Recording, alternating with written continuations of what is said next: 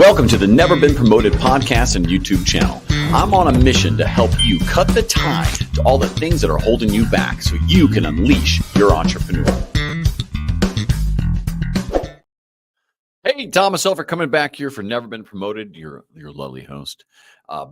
In dire need of a haircut. Just going to throw that out there just for fidelity. I'll look back and go, why did I say that? The truth is I'm looking at it and it's pretty long. All right. Today, we're going to be talking about AI in your content marketing strategy with Chuck Aikens. He's the founder of Tymoo. That's Tymoo, I believe. And we're going to dive into kind of like this, obviously AI is all the thing here and it's 2024, in June and it's still it's still growing. It's never going to stop, honestly. So AI and marketing is going to be the topic today. If this is the first time here, our mission is to help entrepreneurs get better in entrepreneurship by learning to cut that tie, right, to all the stuff that's holding you back, all the excuses, all the things that you're doing out there that aren't allowing you to unleash that entrepreneur within yourself. If you can learn a few things from our guests, from their journey and what they're doing for the world today, and specifically around AI and content marketing, you're gonna move forward. And that's the whole point. We need more entrepreneurs in the world. I particularly want to get more of us in the US being entrepreneurs. I think it's great for everything. And today is our opportunity to learn about that. Before you kind of get going, if you like this, at the end of it, go to youtube.com at Never Been Promoted and give it a subscribe. And if you listen to Apple or Spotify here, I always ask, give it a great review. And if you don't like it, or you want to maybe come on the show or just tell me how to do things better or have an idea, hit me up on LinkedIn here at Thomas Helfrich. All right, enough self-promotion. Let's bring in Chuck. Chuck, how are you doing? Hey, doing great. Thanks for having me. I appreciate it. We've discussed stuff off camera, and the space you're in, I love it. As someone who does a bit of marketing here and there, but you've really mastered some of this stuff with AI. And so before we dive into that, though, I got to ask you, as an icebreaker, what AI movie is the best? Wow. So, and I think the first one that comes to mind because it kind of Ubers up to a whole other level is it her or she? I think it's her. It's her, right? Where the actor, and I can picture him, but I'm terrible at remember actors. Is it Joaquin Phoenix? That one? Yep, they're right. They develop a relationship, and it brings emotion into the concept of AI. I thought that was that's the first movie that comes to mind for me. Interesting enough, you think about this, right? It's weird because it's an adult, but it's really this stuff exists today, and more so with kids and AI in particular. If they have digital friends, they create emotional bonds to those, just like you would to a stuffed animal or something else, and something you've talked to. This could be a real thing, like where it could be a real problem too, where somebody deletes my digital friend. Like anyway, so there could be emotional trauma from losing a digital friend that will be part of potentially our future. So I don't think her is that far off. And I think a lot of people are almost at that level to some degree. Right. Well, I don't know about you, but we had imaginary friends as kids, right? Now AI is just a little less imaginary. Well, exactly. I can actually create my own imaginary friends now. Exactly. I have all kinds of imaginary friends. I get along with them really well. I can still think back to how I fell asleep. I used to imagine myself as this is crazy. I'm going to share this. We're going to get to who Chuck is in a minute here. But it's like this rock monster that lived underneath the covers, and those were rocks and mountains. And I was like, people were always trying to find me. So I would hide. And I'd always fall asleep with like just a sliver of like pillow for breath only. Mm-hmm. And I swear, I still today at 48 can be like, I could leverage that to fall asleep. Just like, I'm just gonna get all snuggly and just get this like little cold air funnel. It's unbelievable. that was my like the imaginary, like had Legos out. It's kind of fun. I don't do the Legos now, to be clear. All right, Chuck, you want to give a little backstory, or start with what you're working on, and give us the backstory of kind of like how you get credentialed into that zone. Yeah. So right now, the work that I'm doing is helping brands develop content marketing strategies, the processes, the automation, the use of AI to produce branded content. And so that's my current work. The reason that let's say, might be qualified to do that is there's actually a couple layers to it. But first, as an entrepreneur slash business person, I'm also a technologist. And then I'm what people might call an SEO or a content marketer. So when I have always approached content for the sake of search and social, it's through technology, and then more importantly, as an entrepreneur, business person, or creator. So when I work with a brand, I can get inside of, honestly, their shoes and say, if this were my business, how would I do this? And I've done that my entire life. When I came out of college, I stumbled into HTML and websites, making content. My first endeavor, I built a mortgage portal that helped people learn how to buy a house, do mortgage calculations. So I was producing content for the internet in the Yahoo days. Google came along and changed search, which led me into an SEO world. And I ended up building and running an agency in Denver, Colorado, about 25 people when I sold it a few years ago. And when I left and went out and said, what do I want to do? In in my early retirement, wink, wink. I'm working harder now than I ever have after selling the agency. It brought me back to my roots in content, back to consulting, and back to technology. And then, as we all know, 15 months ago, OpenAI kind of changed everyone's world with ChatGPT. Yeah, it's interesting. So we've been on OpenAI's beta for agency for over 3 years now, and so when we started off to do, we were like, oh, we have such an advantage, we can use this.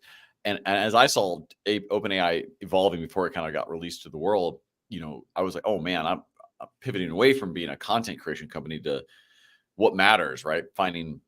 Growing the business revenue. Like, this will just be a tool. But it's such a misused tool right now.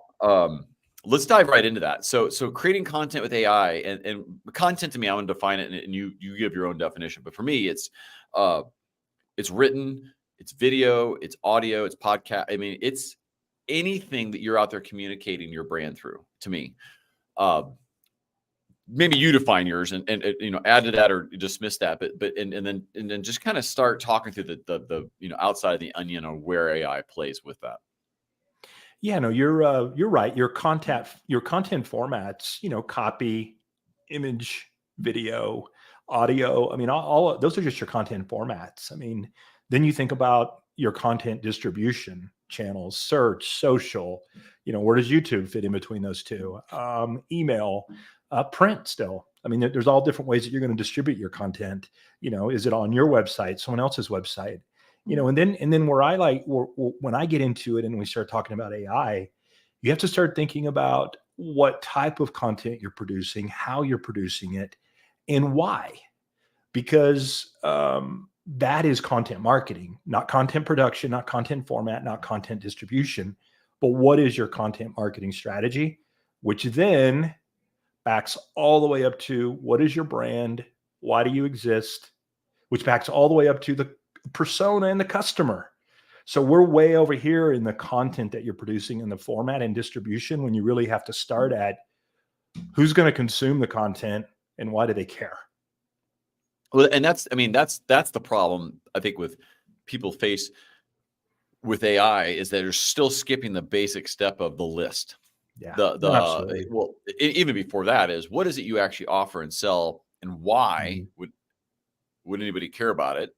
Yeah. And that why and the list are two very tightly coupled things. They absolutely are. So what I call that is starting in the middle. And in the world of AI, that's starting at the prompt, right? Folks, they'd say, ooh, I need to write an email, or I need to do a blog post, or I want to do a YouTube video. And they go straight to the prompt. And I don't care if it's Claude, Gemini, OpenAI, ChatGPT, right? That starting point is what creates the I don't want to say the bad content, but it's why some people look at AI and say, this just doesn't work. It doesn't feel right, because they're wanting AI to do all the work for them instead of having AI work for them. And that's the first important thing, is that while I've been crafting a strategy framework and a process over the last 18 months, AI is in every step of it, but it is never in the lead. It's here to help me. I leverage it. It makes everything faster. but the steps in the process still have to be followed. You cannot skip them. Well, agreed. And you're describing my background is like intelligent automation, right? AI. Not so much podcasting, but I seem to fall into it a lot. But the idea is that these things accelerate you, augment you. They don't lead you. You lead it. And if you sucked at creating content or strategy before, AI is not going to help you, I think, as much relative to how someone who already was pretty good at it. Yeah. And I talk about this, right? There's the 2-line, XY graph, a red line, blue line. Red line's above the blue line. Red line are people who are, listen, this is how good they are at their job or their profession. And blue line is the people down. And they can see how far they are off the bottom. And like, I'm kind of not that great. When AI came out, the blue line, which wasn't very good, moved up. And they're like, oh, listen, man, look how good I'm doing now. Look, I'm so much better. I'm getting... The red line went exponentially up because they already knew what they're doing, so they knew how to use the tool to accelerate. Right. When you're working with customers, are you seeing that same phenomenon where you're like, you see somebody who's really good, or they're coming in and they're just like clueless, and now they screwed it up even faster? Like, talk to me about like what you're seeing with that. Well, I mean, that is a good analogy, but and it actually that's a good thing. I mean, if I'm going to make a first pancake that sucks, let's have AI help me make it faster, because then maybe I'll make the second, third, or fourth one, that perfect one, the one you show the kids, right? I can get there faster. So if AI can help me make a mess faster, great. So I realize that the right way to do it, I'm okay with that. But more importantly, as an entrepreneur, unless you are a marketer and unless you are a content creator, you're going to make a mess. So there's some real simple things you can do to say, okay, whether I'm using AI or not, but I'm going to be an advocate for using AI, not because I'm an AI enthusiast. I'm more about a scale automation, leverage the tools that are given to us, advocate than just, straight up, preaching, drinking the AI Kool-Aid. But there's some real simple things you can do to get to branded content that works much faster. Yeah. If you interact with AI, right? Think of it like your intern that's always available, and you're going to get into a brainstorming room with a whiteboard. Now it's going to be a Google Doc or a prompt instead. And you can work your way through a quick process that will help you create better content. Well, let's go through it. So, I always say to people, if you can't explain what you can do in 30 minutes and people can't rip it off, you just got the wrong business. So, all right, get ready. We're ripping it off. So, let's say you're out there and you're a B2B service. Let's just go with another marketing agency out there. A lot of marketing agencies do that, lots of things, SEO, website, whatever. Mm-hmm. With that framework in mind, how would you take somebody through let's say just a post on LinkedIn? Like take me through in a scenario. You're an agency. Yeah. Let's go. The floor is yours. I'll go and spin some banners while you're doing this for you. Right. No, sounds good. So I'm gonna walk you through the narrative. It'll probably take 4 or 5 minutes, and we can stop at any point. But the first thing we need to do before we go to the prompt and ask it for anything is we need to build some supporting documentation. This could be called knowledge base. OpenAI might call it an artifact, or actually Claude called it that last week. And there's 3 basic artifacts you need. And I have tools that help you do this. Now, really, it's some inputs and some prompts where you answer some questions. But the first thing we do is we start with your customer and we build a persona. So who is it that you're targeting? What are their problems? What industry are they in? Demographics, psychographics. We need a 1 or 2 page document. We need an understanding of who's your target audience, and make that a persona, a very specific persona. Now, when we get deeper into strategy, I'll micro segment this, and we might make 4 or 5 personas. We might make 10. We might create a focus group of personas, but it starts there. Second step is, what is your brand promising them? What are the benefits they get? What are the value props? What are you doing for them that's going to change their life? That's going to make them happy. It's going to make a pain point go away. And then last, what is your brand personality? How do you communicate? So who am I trying to communicate to? What am I promising them? and how do I talk to them? Those are our 3 foundational docs. I will not go to the next step until someone's completed them. And I can sit down with somebody, or I've got some self-guided courses, little videos you can watch. You can literally produce these documents in 60 to 90 minutes. Yeah. Okay. So you got your docs. And that's like, and that course set, so it's like we're talking about a LinkedIn post, but that's a course set that can be used for your YouTube channel. That can be used for use it any for inputs everything. for cross promoting. I just want to be Google clear. ads, writing emails, whatever you want to do, right? You have to have these. So we're not even into LinkedIn yet. Okay. Right. Because you use that way you have consistency across social media, different outlets. Yeah. You're going on a podcast. Exactly. What should I say? How should I say it? Like Exactly. those things are so core. And you like to, in a day, you can do it. Now, as you continue, so before we go down that next path, how often are you revisiting this? Is it something you come in and say, hey, I actually feel this way, or I'm getting more custom? Do you nuance it and continually update it weekly? Like, what's your recommended on that kind of core set? So at the moment, when we load these docs or stack them into the prompt by attaching them, right? So if you're not familiar, when you go to prompt, you can write a really long prompt, or you can add 5 files. I usually use PDFs. And then everything that in your prompt is going to reference those PDFs. So these 3 PDFs, they actually are directional, and they don't have to be perfect. You need to get about a C plus or B minus, and you don't have to update them very often. Now, what will happen is, and this is what I see people do, you've got not only different target audiences, you have different segments inside of that audience. So instead of redoing your persona and brand promise to that persona, you should make more personas. So don't fret over, how perfect, your one persona is. Make more, because you might even decide, like I said, to load 3 personas because, this email is going to a broader audience, or maybe on LinkedIn, it's not, you might be talking to different people at the same time. But the artifacts do not have to be rewritten that often. It's not weekly or monthly. You'll know when it's time to change it, mainly based on maybe the outputs you're getting from the prompts. That would be the reason to update it. But your persona doesn't change that often in business. Well, it shouldn't. Right? Shouldn't. Right now, new markets, whatever. There's actually another step, Thomas, before you get to the LinkedIn post. Fire away. Right. So this is where a concept of a content wave comes into place that a LinkedIn post should just be part of. In the product that I'm developing and working on, the craft I'm trying to automate, I call it tidal wave content. So for most people, you have 3 types of content, and we need to define that. So there's often informational content. There's things that you need people to understand so they can decide to do business with you or not do business with you, which is consideration. And then there's thought leadership, true human connecting, brand building, who am I type content. And we got to know which one we're doing. So let's say let's do the simple one. Let's do the informational. If I'm marketing in a B2B agency, and let's say they do SEO, I'm going to have some real simple SEO stuff that I'm out there talking about. I'm probably going to be prolific in the frequency.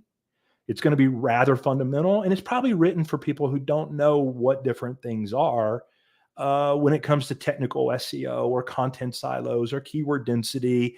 I've got to lay down topical authority, right? That's what I'm doing in information. Okay.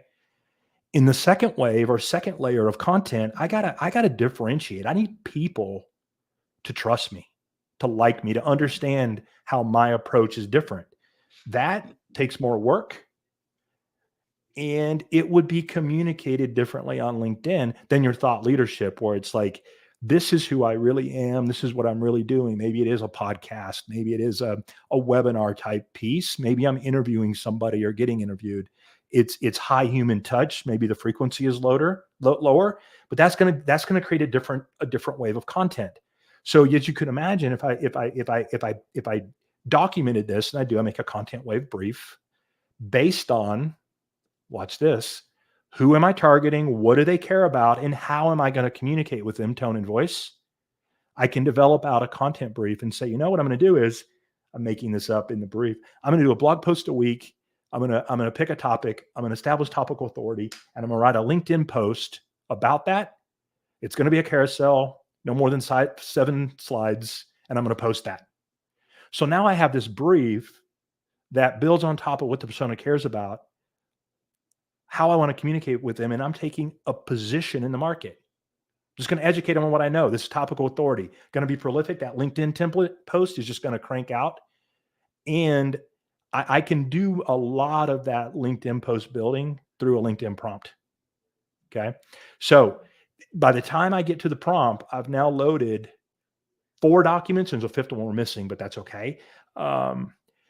That would allow the prompt to understand what I'm trying to accomplish, to write all those little nuances about the person, my brand, and what I'm trying to get through in this content wave.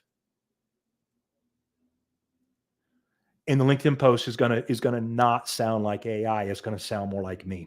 Well, and that's, and I'm looking at some comments here. Some people are sorry, they don't pop up here in the studio, so I'm trying to address them on LinkedIn. Quite a few coming in. You said a very specific thing there. So when you have these kind of core ideas and these core tonalities of what you want to do, and then you have those documents and you fed them into your AI, whatever. Then when you write a post, it's so much AI less sounding than when you're hey, create a post about X, Y, and Z, and here's my few inputs, right? Right. That does okay, but that's like a C. Like it's like if no one's ever met you before, it would sound very like meh. But if you've gotten in there and you've got some very specific point of views and styles, that's when it starts being effective. I think here a couple of questions, a lot of stuff coming here. I'll have to catch up on some of the stuff. I think Jeremy had said intelligent automation. What that meant, what that means is when you use technologies to automate process, like AI, like right, to use these, and you do it in a way that's it's accelerating. With a lot of people confuse AI and automation. To be very clear, Yes, so absolutely. so Zapier, like that's an automation API play that uses, I think, very little actually AI. Let me give the audience a quick example. Yeah, because this is very simple. This exists today on Tidal Wave Content. I could give you my prompt to build a persona. That's AI. Okay. And I don't mind. I shared that with a lot of people. I've run workshops and shared all my prompts. Instead, what I'm now doing is I've built automation through Zapier that if you'll answer 10 questions, I go through a series of prompts and deliver you a PDF. And I do that in less than 5 minutes. So the difference is that using automation, I have systematized my thought process for creating a persona in a way that extracts the knowledge from you and then gives you a persona. That's automation of AI. It's a 7-step process all done through Zapier using using OpenAI and Claude prompts. It's storing stuff in Airtable to build. So that's automation. And you can bring that into any type of process and framework. But if you just want to do AI, then I'm just sharing prompts with you. And then you're modifying prompt and you're inside of the OpenAI screen. And it's a different experience, and your mind's actually thinking differently. And the reason that I would prefer to show people the automation is I want them spending all of their brain cycles trying to get inside the heads of their target audience to define that. I don't want you prompt engineering. I don't want you, running out of, getting throttled by your favorite, large language model. I want you focused on the task at hand. Let me handle the AI and the automation so that you can focus on your brand and your consumer. So let me dive into something with that, because what I find is if you focus a lot of your AI prompting and thinking, not so much on go create for me, but you go to AI and you're like, hey, think for me. And you propose, let's say, hey, this is the problem that exists in the market. This is the problem I think I solve.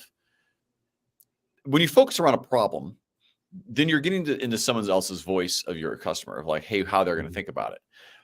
Can you talk about that, like the steps needed to get from here's the problem I want to solve, I'm not sure how to differentiate, to using AI to help you get there? Yeah. Because sometimes you to be honest, most people you can't differentiate. You might be the differentiator yourself, the person. Yeah. And just having a process, sometimes it's the framework you have is the differentiator. You can actually document your process. So talk about where AI plays in a commoditized type of services, like marketing, let's say. Yeah. Because I think that sometimes people are looking for gold when gold doesn't exist in those veins anymore. It's just, you got to do that well. It's table stakes. Right. So actually 2 things there. And as you're explaining that, Thomas, we'll get back to the, what do you do if you are a commodity? How do you and I have an answer there. But first, you need to realize that when you are prompting, let's just think theoretically about AI here. This is a chat bot built upon what it has learned. And the way it learns something is it doesn't actually know that 2 plus 2 is 4. It just knows that it read that a couple million times. Now I'm exaggerating. It knows that whenever it sees 2 plus 2, the next thing is equals 4. So anything that you get out of a chat bot or a large language model is herd mentality. So to think that you're going to go to a large language model that has been built and trained upon seeing things in the wild in repetition, how would it create differentiating thoughts for you that haven't already been thought of a bazillion times? So that's first. Secondly, you're exactly right. None of us are doing anything that unique, that different. I mean, I work, even just take something like I do some work in food and beverage, natural foods, walk into Whole Foods. How many different ways can you make beef jerky? I don't know, right? And a new food or snack comes along and it's trying to, put a new little spin on it, but theoretically, it's kind of the same thing. And you're manufacturing not only the beef jerky, but the differentiators. So that's where we kind of need to start with. And what I would tell people when they're trying to differentiate, and if it is about you, own it. And we've all heard this nicheify in your personas, segment, go as deep as you can, because what you're looking for when we're doing marketing and content marketing, we want to make conversations, connections, and then a customer, right? So all I want to do in my content marketing is be authentic, be real, and then direct my content and what I'm saying so not personalized. People confuse this.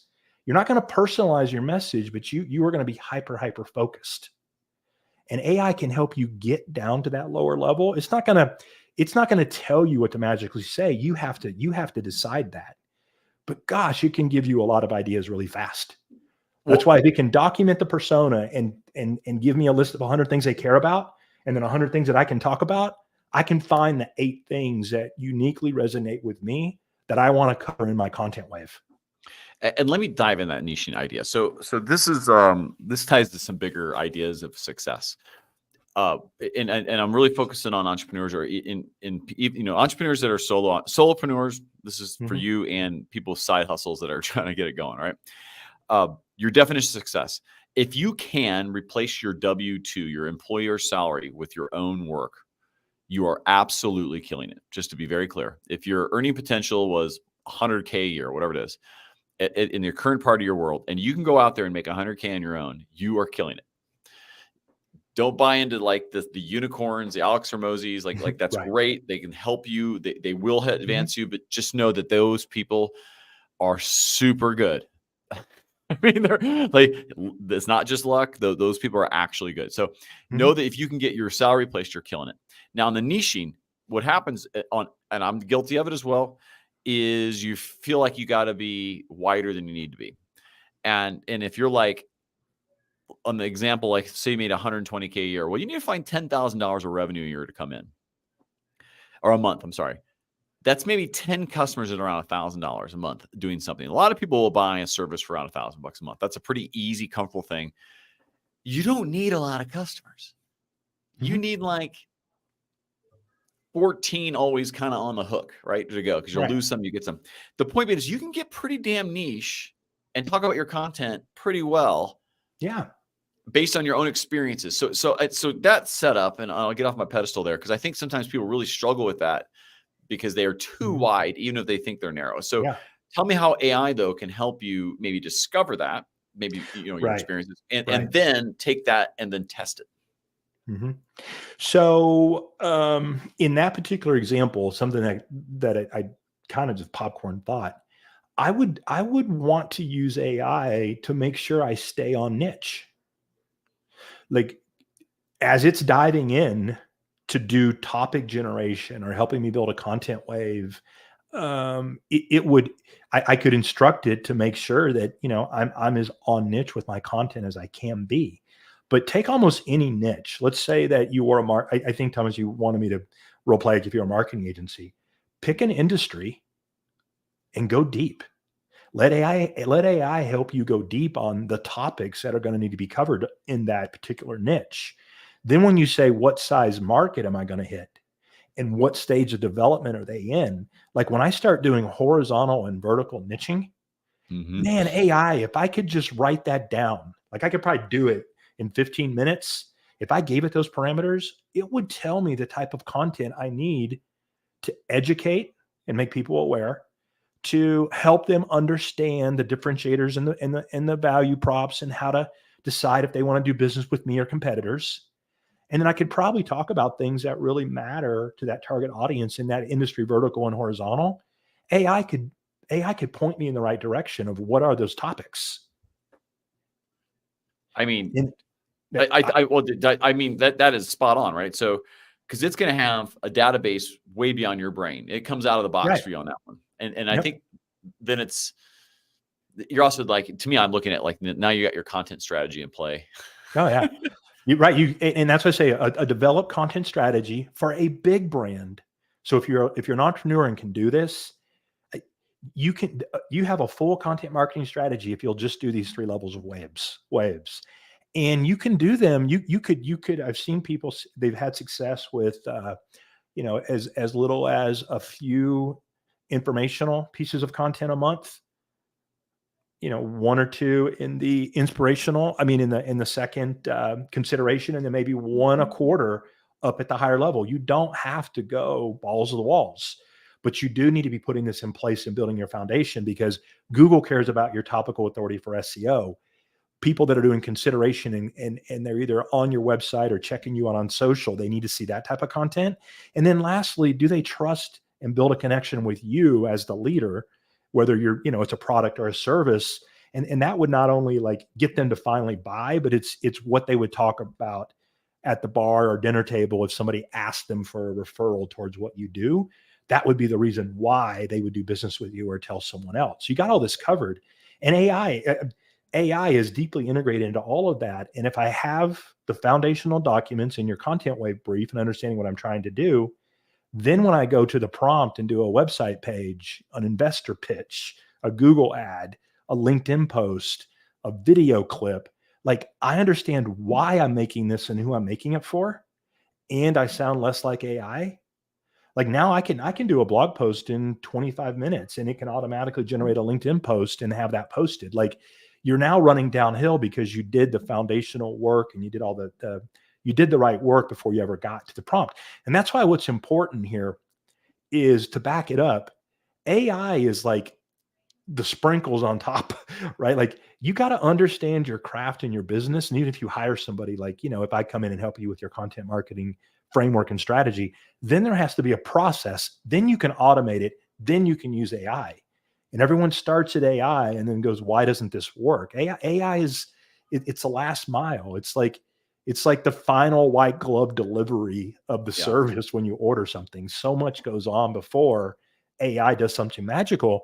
But we all watch these webinars. We get these sales pitches. We get shown the last step. And then we think we can recreate that, and we don't know what we're doing. Yeah. We didn't put in the hundreds and hundreds of hours of building the process, the automation, and then the AI. I mean, would they do this with you? Would they go to your YouTube? Like where would they get the free? Yeah. So these beginning foundational, you're discussing, right? It's not the implementation. You sell the implementation. Right. So is it Deciphering Digital? You can Deciphering Digital podcast. I do. I've played around with that a little bit, but the spot that I would send people is the tidal wave content. If you sign up there, you get access to the tools to build your foundational docs. And then what I'll offer anybody that reaches out to me, if you build your 3 foundational docs, right, I'll do a 30 to 45 minute session with you to create a content wave. So that's and that is to do your docs, right? Because then you can do the docs yourself. Yep. But if you put in the time to do your docs, I'll take them, and there's some things that I do, and really I'm taking my 20 years of then knowledge of doing this, and I can help you find a content wave, and you can go, all right, I'm going to make some stuff now. And I know why I'm doing it, and I know what the desired outcome is, and I know who I'm doing it for. And and then you can come up with ideas. But yeah, so go to Tidal Wave Content, sign up. You'll get access to the tools. They're all free. and because it's a Thinkific product, but it's got a $0 price point. And then reach out to me on LinkedIn, and we do a 30 to 45-minute call, and that happy to do that for my favorite audience, even though I can't target it all the time. My favorite group are the other entrepreneurs out there who are trying to make their life and other people's better. I mean, I'd love to help out. I mean, and I look at yours like you helping other agencies be more effective for their customer would be a really good customer for you, because because they could be better at delivering for their customers. I mean, I have an agency. I can see how you could be like, hey, here's a strategy. This is like bringing you on with my customer to go through and build that persona so my team could go better execute. I mean, 100% I'd bring you on for that. And I have probably needs, and I'll follow up with you, I'm sure, after this conversation, that's consultative work that I don't really honestly have the skill to do it at a level needed to really be effective. And so I think, if I'm out there and I'm listening to this, or you're watching this later and you're an agency owner, I bring in people like you for YouTube, like to say, hey, come on, look at this guy's channel. What should we go do? How should my team go execute? Because it's hard to wear both hats of strategy and execution in a company. And sometimes you got to just outsource some parts. I'll drop one for you, Thomas. I know that you guys do a great job of it, but one of my favorite techniques is just interview, or get you talking as an entrepreneur. 45 minutes worth of Q&A, transcribe it. We start dropping all kinds of waves of content. It is such a rich, the audio, video, dynamic human connection that happens when we're having a conversation is so much better of a way to create your content wave than going and doing keyword research or, looking at the most popular discussions in Reddit. Who cares? Tell me what what you're passionate about, why you run your business, and we will create a wave of content. You're saying something super important there. Please continue. Sorry, I got a small. No. It is by far my favorite technique that I would recommend, as an entrepreneur. And I probably do 2 or 3 interviews a week just for the sake of, content ideation. Yeah. The idea you just said there with, create your content and do it's, you got this spot on. Cause like you have to, just spend a few minutes really examining, yourself, but like, don't worry. To me, I'm like, okay, I love SEO. It is such an expensive long-term play though, that you should be thinking about if you're successful and you have the direction. But the truth is, I think focusing on someone's experience while they're on your social media profiles or on your site because they're deciding to buy because they saw an ad, I think is far more critical in the short midterm than anything else. Because people are there not usually because of SEO. They're usually there because they're interested in buying or working with you. And exactly. And I think this is where AI can certainly help, where SEO is something that happens, I think, with some strategy. Don't get me wrong. I'm not underplaying it. It's just more. Yeah, just to make sure that we stay on track for the discussion, which is leveraging AI. We will use AI, and it's not hard to use. Like, AI can write the video brief and the questions for the interview. It can process the transcription. It can create the ideas. I can then use AI to enrich and expand those concepts. I can then use AI to do the SEO work, right? I mean, you're using AI in every part of this process that does work. And what it does is doing something like we just talked about, a video interview for transcription. I mean, you're talking about 20 hours of manual work to get to what I call base copy, or, copy drafts. You can do that in 2 hours now using AI, maybe 3. But and so it makes it more available to entrepreneurs, to solopreneurs. You couldn't do this before. You either pay $5,000 a month to an agency, or you'd have to have a full-time employee just to do video work to create ideas. Now we can do it by pushing buttons and automation. That's how you leverage AI. Things that you could never do before are now possible. It's spot on. So we'll take transcripts from, this is how we're doing our podcast too. So I have a newsletter, and this is where I fit into this thing is whatever the podcast is, it is, but that's given some prompting and some other things, the articles, the write-ups, the social media, our newsletter for LinkedIn is done by majority AI with human refining, because we just take the original content from the podcast and say, here's what you get out of it. The human element is knowing that I need to drive this conversation so that AI can pick up a good conversation from us. Exactly. So I try to minimize the tangents or the things I know about you, because it doesn't add value to the overall conversation long term, because it'll lose context and AI will pick it up going, So hey, let's they talked stack about both this those with this, together and as the we person's wrap like, up what? to go Uber and blow people's mind. You do the foundational docs and you come up with your content brief. Think of all those inputs. Then, because of what you're talking about, Thomas, you had a great contextual conversation that was on point.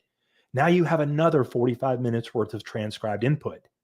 All of these inputs, right? Garbage in, garbage out, hi-fi in, hi-fi out, right? Remember, AI, the reason that it looks so junky and that it produces such bad content is because we're putting junk in. You do this work and come up with your strategy and who you're trying, and then you give it good content, contextual, rich content. I mean, then it ends up doing some really cool things. Then you still have to do human refinement, but that's how you leverage AI. I mean, today's AI is the dumbest that we'll ever experience going forward. It's only going to get smarter and smarter. We have to learn how to inject and put hi-fi contextual conversations into it, and it's going to get better and better at writing and telling, and telling and putting the story together. We can bank on that. We got to learn how to give the right inputs. I said this the other day.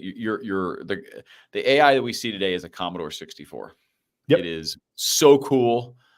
Oh my God, it's never been done like this before. If you knew how to code, then you can make a ball bounce downstairs you drew.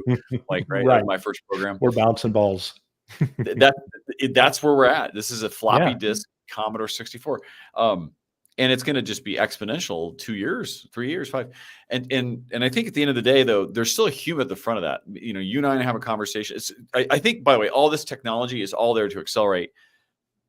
The human's always going to be the lead. The things that are going to work, like the conversations we have, knowing this technology is behind the scenes, is a good example of that's how you use technology more effectively. So drive a conversation that I know AI is going to go pick up, summarize, do things with. I drive my sales meetings the same way, where I'm like, all right, here's the 5 things I need to go do. Let's just make sure we're all on the same page. I'll say those 5 things at the end and say, at the end of that, the actions you want me to call, and we're going to schedule time. So when they get the summaries, I told the AI what's coming. I even sometimes I'll say, hey, let me tell the Fathom AI, when it's reading through the notes, pick it up from here for the summary. If you do that, your effectiveness upstream is even better, because then your creativity of like, hey, that seemed to really resonate. Tell me more. Right. And that's how leveraging, to me, AI really works, is when it's even, maybe it'll eventually be in real time and some other things too better. But I'll get off my pedestal with that. No, you're absolutely right. That's the point is, it's a Commodore 64. It's going to get way better, and the 128 comes out next year, right when GP5 comes out, right? So, right. So, oh man, we are deep in time. Once again, how do you want people to get a hold of you? You want Tidal Wave content, LinkedIn? Here, I'll put some of your banners. Those are 2 great ones. So Tidal Wave content, where the tools and some of the videos are. All of that's in development, but the tools we're talking about for the foundational docs are there. And then, if you do that work or just want to reach out, the LinkedIn address is a great way to get a hold of me. Pretty responsive. Yeah. And we'll move it to email, or, we'll have a chat after that. But if you just want to connect or reach out and talk AI, talk content, talk marketing, talk technology. Yeah. Whatever it might be. Absolutely. Special shout out to Jeremy Ford. He's done a lot of commenting today. So Jeremy, I don't know if you're still listening, but thank you. I appreciate the input and listening. Whenever we get anybody kind of jumping in here, that's great. And I think Alicia was another one, but Jeremy's comments have overtaken it, so I can't even find hers at this point. Jeremy, thank you. Chuck, thanks so much for coming on today. I love the conversation with this, where it's going. I'm sure we're going to do some follow-up interviews here just to kind of learn what the latest and greatest is. I'll leave you with this last question, which is the one I always ask, is if there was one question I should have asked and didn't, what was that question?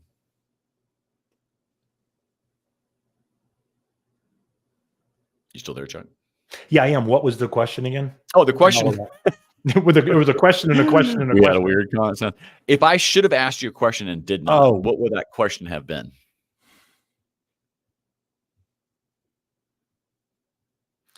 The first thing that comes to mind is, for me, why do I do all of this? And I kind of answered a little bit earlier. I really want to see, Thomas, the folks that are on what I think are on this podcast, I want to see them succeed. I wish I could monetize it somehow. I can't.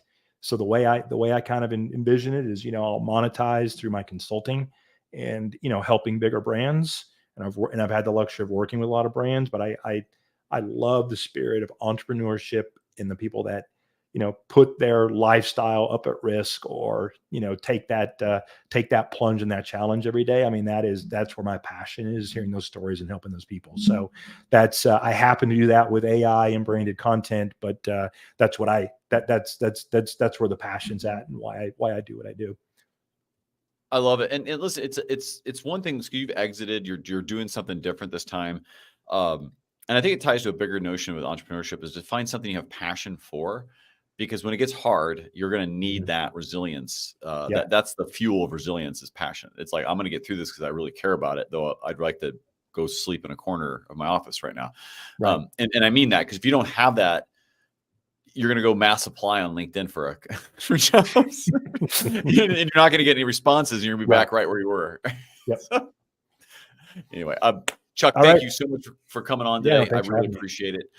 Hang out. I'll have you right back on and talk to you a little post wrap up. Let me say goodbye, but thanks again. Uh, Listen, everybody who's made it to this point, thank you. This has been a great topic on AI content strategy. You got to find time with Chuck, because he's really just scratching the surface of what he can do for you, from just the setups and the strategy you'll need to be successful with AI. Um, the little bit of work you'll put in with Chuck, or with the work that he's describing, the multiplier downstream and what it'll do to help protect your brand, it's like, it's noticeable, not only from like how people interact with it, but also the money you're going to save trying to fix it downstream or think through it later. So do the work early, so the work down the stream can be much easier. Thank you so much for listening. Get a hold of Chuck at here's his website again, tidalwavecontent.com, or on LinkedIn here, Chuck Aikens, with here on the screen as well. Thanks so much for listening. Get out there, unleash that entrepreneur. Stop making excuses. Cut all the ties to stuff that's holding you back. If you see something that seems to be slowing you down, ask yourself, why? Do I need it? How do I fix it? And get through it, because this is what's going to help you unleash your entrepreneur.